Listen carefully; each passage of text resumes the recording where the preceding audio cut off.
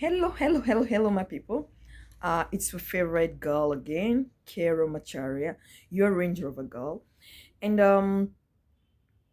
I just woke up, and there is a story that I read last night, and I couldn't sleep.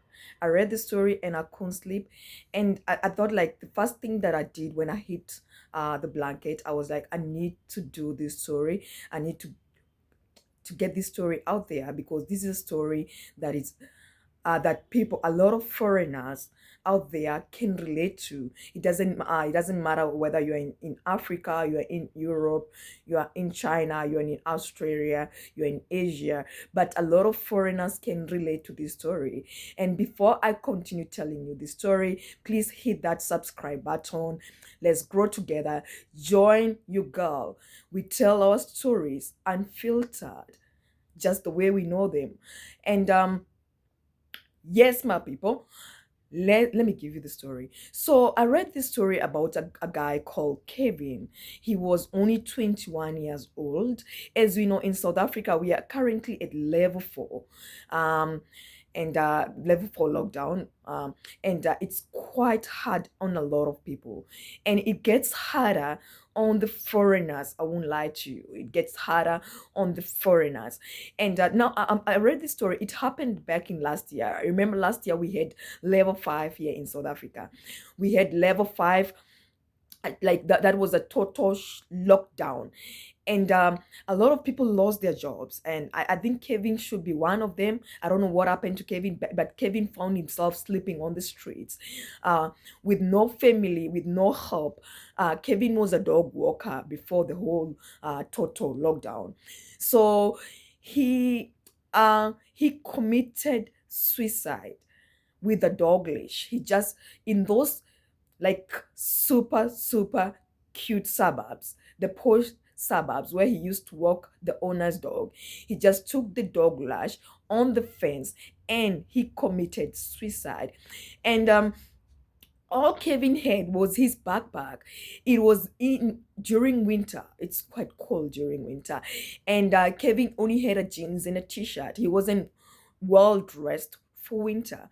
And it's a very sad story on my part because in Kevin's backpack, it was only of his only possession, like here in South Africa, was his clothes, his Bible, and his those, like, you know, those New Testament Bibles, that the one people, hey, my people in Kenya, you can get this one, the one that used to be given by missionaries or whoever, or in primary school, the New Testament, the blue one, and an Aslam Seeker paper. And that's what they were able to recognize him, although people around the neighborhood knew him because they used to see him walking their dogs.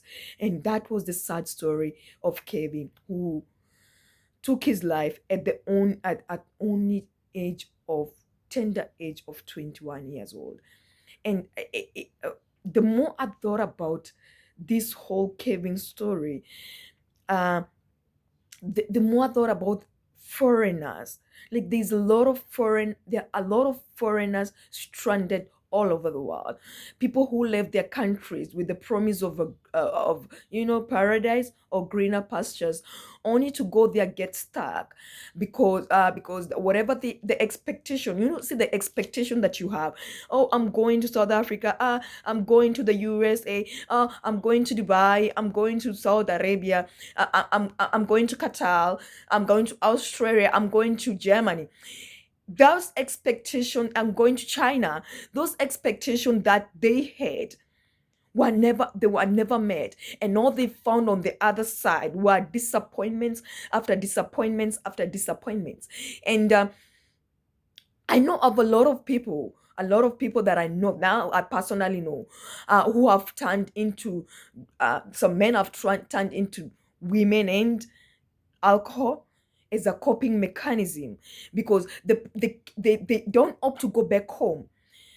Because when you leave home, naenda ngambo, naenda ngambo. Oh mama, tafuta ploti na kununulia nini, tafuta ploti na kununulia ploti na kujengea nyumba.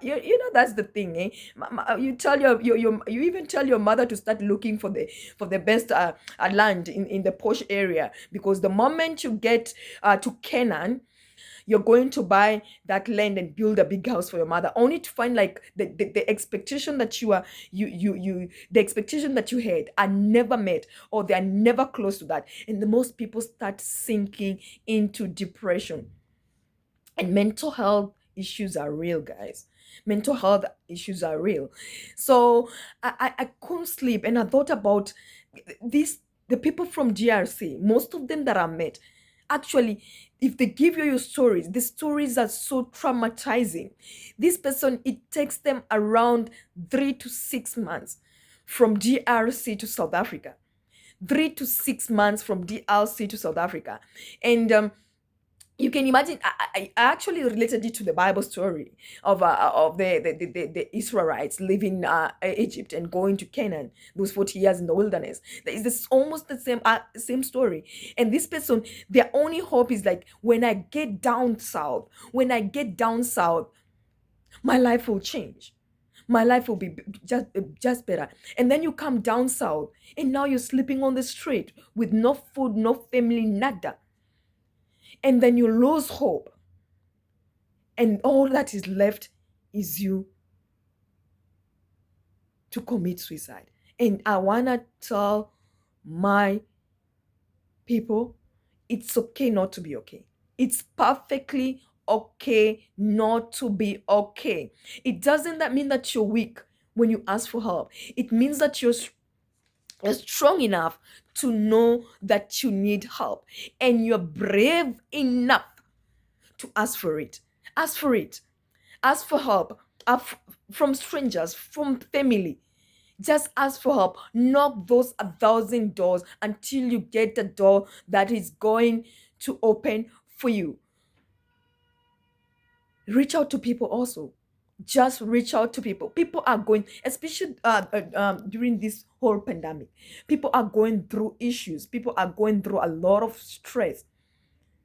And just because people are smiling and they're posting pictures smiling on social media, it doesn't mean that they're okay. Reach out to your friends. Reach out to a stranger. Reach out to that person sitting next to you in a taxi. Just reach out to someone. Just ask them, are you okay? Are you okay? You might be helping a person who is 2 steps from committing suicide. You might be helping a person who is 1 step from making a very irrational decision. Check out on your friends often.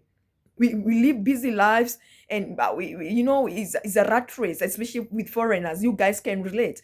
It's a rat race of paying bills, sending money home, trying to take yourself, trying to take your family, and blah blah. You never even get time to look after you, because you're all over looking after everyone else.